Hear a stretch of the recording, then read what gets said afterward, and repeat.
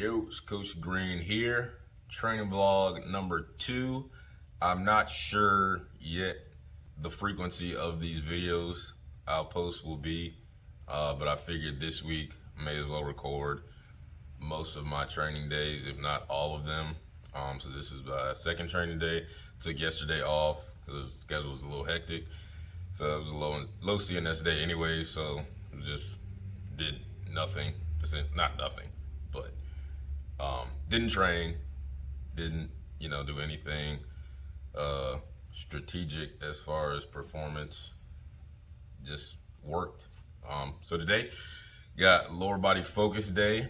I'll explain that and how the low high days, or high low days rather, are really broken down, and we'll get to it. Got some pretty semi cool things to do today as far as the training work goes, and then just the basics. Let's get to it. All right, before we get to the training stuff, go over a quick overview of how I structure the training week. Again, I do the high-low protocol, so high intensity followed by low intensity, just alternating back and forth.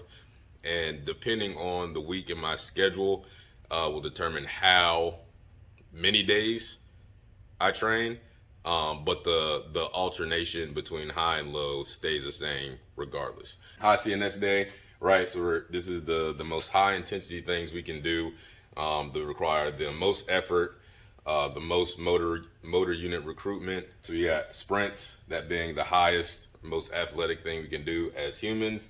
Plyometrics, jumps, Olympic lifts, and then high intensity strength lifts. So your heavy squats, heavy bench, heavy whatever it may be, right? So those are the high CNS days. The low CNS days, fairly simple. We got tempo runs, intervals of some sort, whether it be medicine ball, bike sprints, longer duration things, much lower intensity. So somewhere around 60, under 70% essentially, but not sitting still unless it is an off day.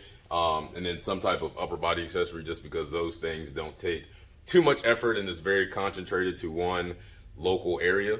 What that would look like on a weekly basis. So if I were to train, when I get to the point where I am training Monday through Friday, start Monday would be high intensity day, low intensity, high, low, high. All right, so this week I'm probably going to get in 3 days, possibly 4, depending on what Thursday probably will be a no-go. Probably get in 3 days. Again, I took off yesterday. It was a low day anyway, so went high on Monday with the sprints. Today's Wednesday, so we got another high day. Thursday, probably be another off day. And Friday, another high day, finishing up the week. Saturday and Sunday, I take off usually, unless I'm really getting into it and in, good enough shape where I can handle that load. But regardless, today is Wednesday. So how I break this down: sprint 2 times, jump once on our high days. So we got sprint here, jump on here, and it worked itself out. I didn't even, when I started programming this way, I didn't actually anticipate it working out this way, but it does, because Wednesday, high CNS day, plyometrics, jumping things. It's also lower body focus. So here was total body, again, going off the tier system. This is total body, lower body. So we sprinted, did some lunges. Today we got jumps and squats, so it'll kind of be a good primer for that, almost a potentiation type thing with the jumps going into squats, and then get some upper body work in, probably back. So it'll be legs with the jumps and squats, and then whatever I figure out to do for upper body work, and then that'll be it. Okay. To clarify, I wouldn't recommend low CNS days being nothing days or off days. And technically, I didn't have an off day because I still went to football practice, not playing, but coaching. So I was running around just a little bit, but not anything crazy. So again, high CNS, low CNS, not recommended to be in off day.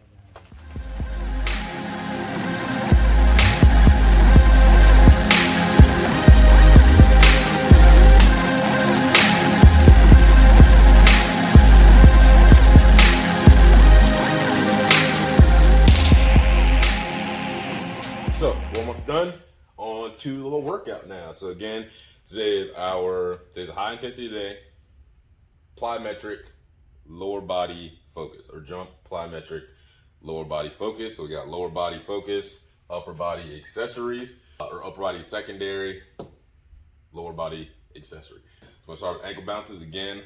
Like I said, Monday, want to make sure our lower leg is prime.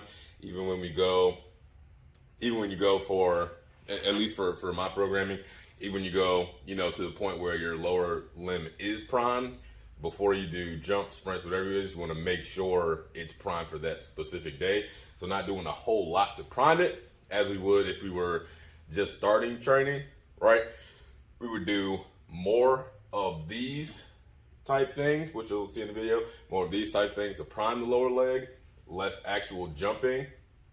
But today, just make sure the lower leg is prime, get some higher jumps in, some more amplitude, and then hitting some actual bigger jumps, if you will. Still not a whole lot. Massai jumps, we got 3x6, 3x6, 3 sets, 6 reps, 18 reps total. Then we got 4 sets of this complex, if you will.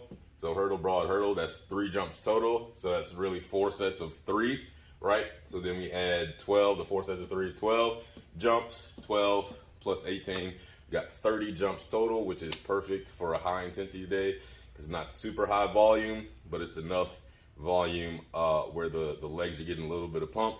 They're having to work. And really this is the main portion of the workout. The way I train now, myself and my athletes, or the athletes I train rather, the high intensity days, the sprints and the jumps are the main focus. That's why they're first after the warm up, right? That's the highest intensity to the lowest intensity things. Even though it is a high intensity day, still following the same pattern of high low, right? So we start with the highest intensity things, then that just filters down gradually to the lowest intensity. Let's get to jumping.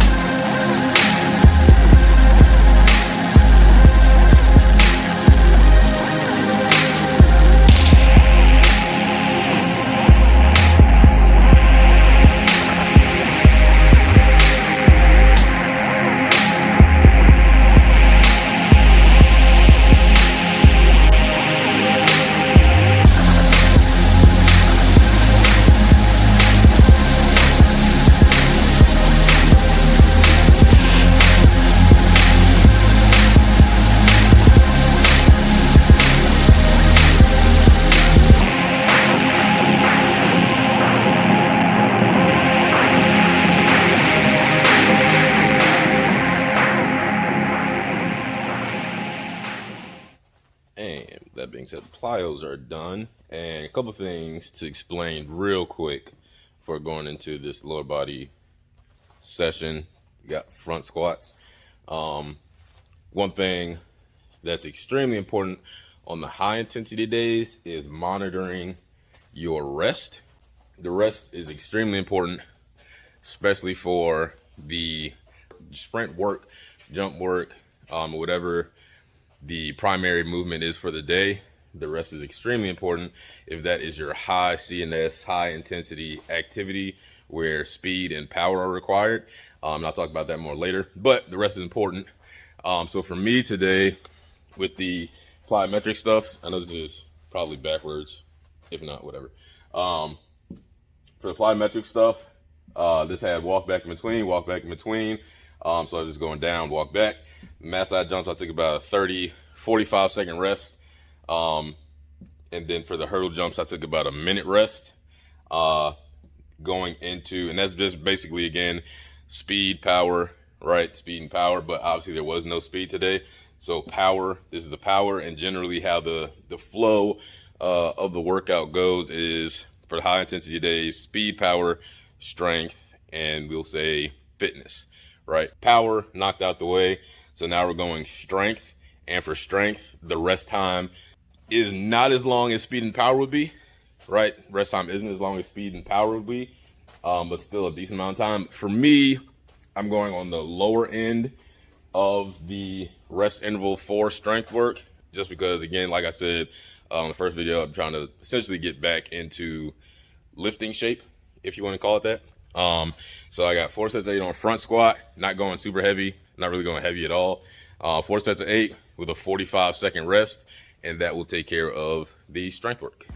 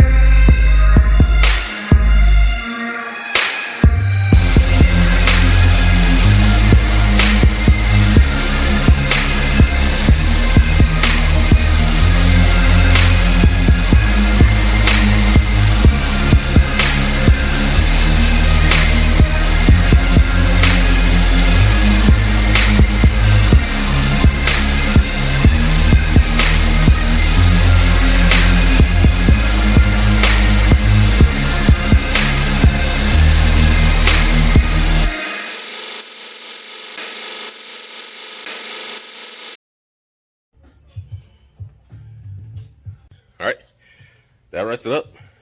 It's my day 2 high intensity workout. Jump, squat, upper body. Yeah, nothing special here. No need to do anything fancy. Just get the basics in, do them exceptionally well, get better every time.